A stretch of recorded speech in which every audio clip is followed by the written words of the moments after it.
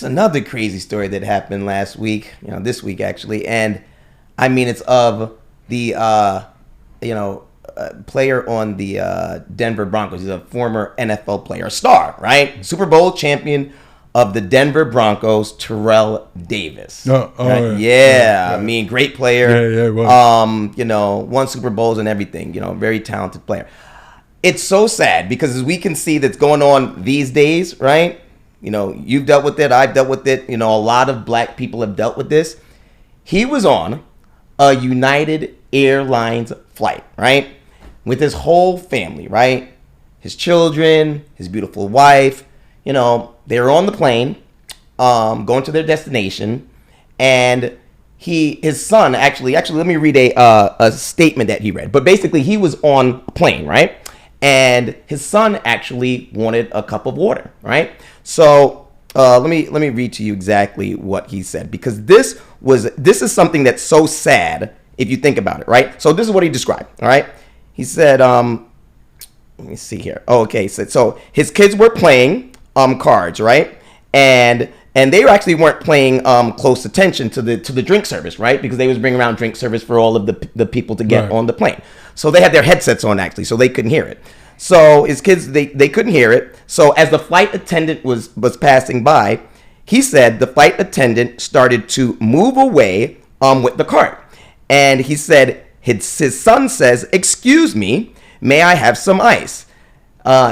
Terrell then encountered that the flight attendant didn't seem to hear his son and kept walking away. So Davis said that he tapped the attendant on his shoulder just to get his attention. Okay? So he said, I just tapped the attendant's shoulder, but he swings his shoulder and he says, "Don't hit me," right? And he said, "I didn't hit you."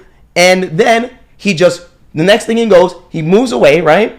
And he thought that everything was fine with that, right? And even one of the patrons on the plane said, "Well, he didn't hit you."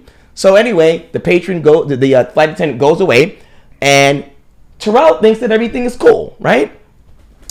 At the end of the flight, the FBI comes on the flight. They handcuff Terrell Davis, right?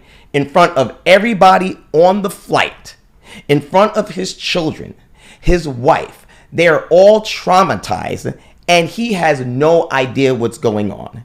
And they go ahead and they tell him that he says that the flight attendant says that he was assaulted. So it's one of the craziest things. No one on that plane, right, thought that he assaulted this flight attendant. The flight attendant was a man. No one thought that, okay? So I guess my question to you is, do you think that the FBI was wrong for coming in and slapping handcuffs on Terrell Davis for a simple accusation from another human being, whether they're a flight attendant or not? They put their pants on 1 foot at a time, the same as you and me and Terrell Davis. So do you think that the FBI was right for coming on there and just simply putting the man in handcuffs for an accusation that something was done, accusation of assault? Do you think that the FBI was wrong? So, before I answer that, yeah, I did hear about the story, read about it, and so on. It's rare, Jay, where I'll come across a story that actually creates a reaction with me. This one triggered something in me, man.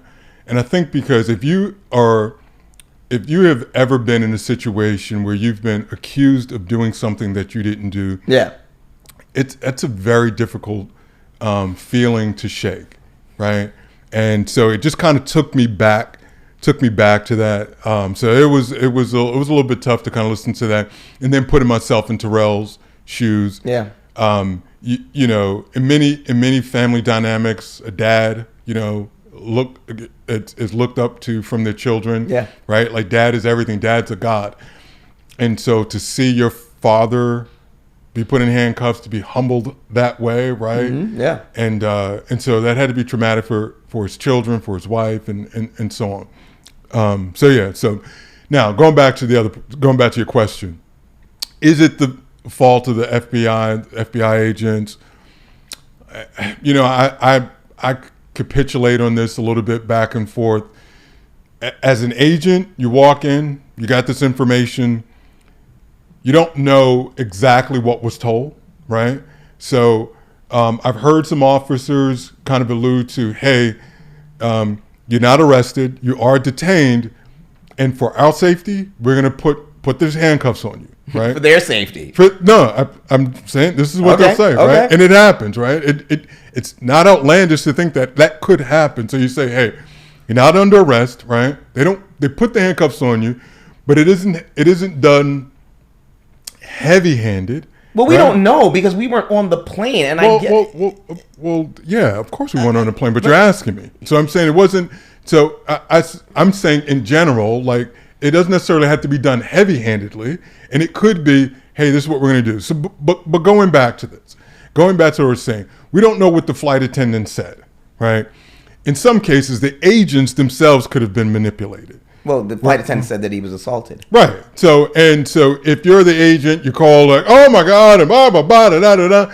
It's human nature. You get pulled up into this thing. So maybe what the agents heard or what they were dispatched to do, based off of what this flight attendant did. Well, that's the problem. Based. Right. But that's a problem. It shouldn't be based. You go in and you deal with the situation and you hear both parties out. And at that point, if you see that Terrell is being agitated and being aggressive and you feel the need, since he wasn't being arrested, and you feel the need that you need to put the handcuffs on him at that point, okay, fine. I don't have any problem. But from what I hear from this story, they just rushed on the plane, didn't hear any story, and put the handcuffs on him.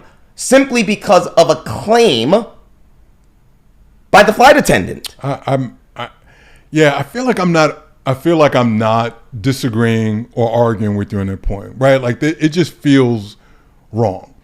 I'm trying to find a way to say, hey, how would that maybe make sense for the agents to do that? And the only thing I can come up with is they too could have very well been manipulated, right, by the information that they received.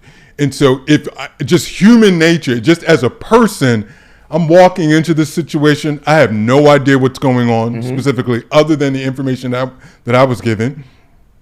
This idiot flight attendant, and I know we're going to get on that person in a minute, already showed their hand by accusing him of striking, right? So you've already laid that groundwork. So why not turn it up a notch, right?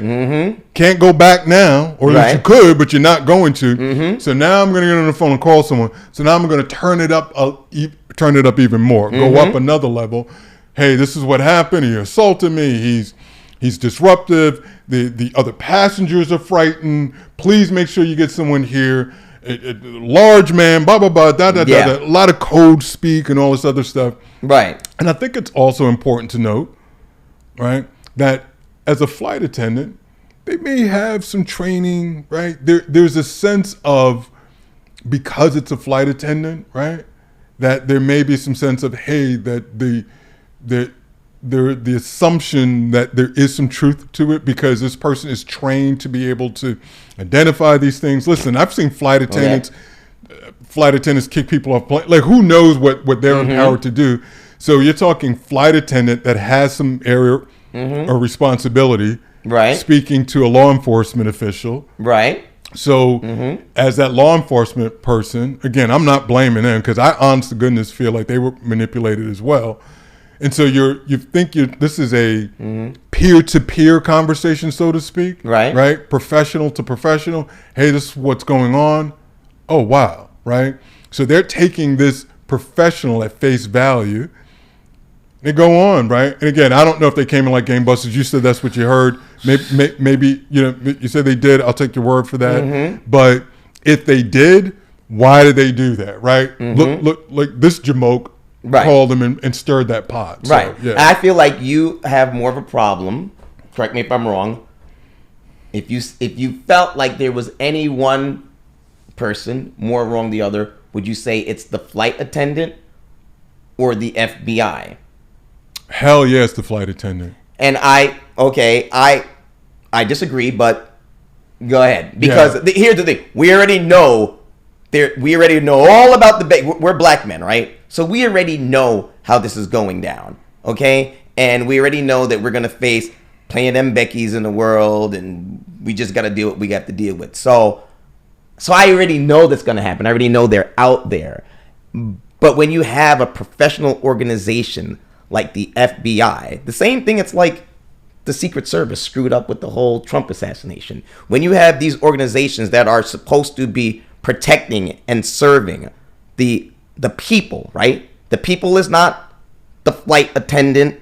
It's the people is all of us, right? We are the people. So you are supposed to be very fair and diplomatic in that way. And when you come onto that plane, you go immediately and you say, "What's the problem, sir?" So you're speaking to the flight attendant, you get their story, then you speak to Terrell Davis and you get his story. And again, like I said earlier, if after that point you feel like it's necessary to put him in handcuffs, then you need to do what you need to do. But I think it is completely unprofessional. I'm not surprised about the flight attendant. Me personally, I'm not surprised because we know it happens all the time. So I think it is way more wrong for what the FBI did and their part. And I know that Terrell Davis is suing the airlines. I do know that they actually let the flight attendant go. So flight attendants go now. So they're gone while they do this investigation. I know United Airlines, they apologized to Terrell Davis. I know all of that. But I just me personally, man, I just got a big problem with the FBI and how they conducted themselves. Yeah, I'm not happy with it, but I think the blame, the lion's share of the blame goes to the flight attendant. Okay. The flight attendant is the person that started the sequence of events. Had no reason to do that. You put the officers on that. You put the officers on that plane. You put the United Airlines in a position to eventually have to cut some checks and start apologizing. Yeah. You're the one that got terminated from your job, right? Like all of that started because of you, right? You started, so to me, and I see your point about how they may have approached it, meaning the agents, but without knowing definitively what this flight attendant said, I just feel like if you already lied, I'm in my mind, okay, so I don't think it's an overreach to say, well, you probably lied when you called it in as well too, right? So you lied here, you lied over there. And so what was that lie? That they felt they need to get on that plane and get this man in handcuffs immediately. Yeah. Right? Now, and again, I think not enough can be said for the fact that this is also a peer-to-peer conversation. To your point, say if it was Joe Citizen calling about Joe Citizen, just two everyday people, then the authorities show up and just grab someone and put in handcuffs.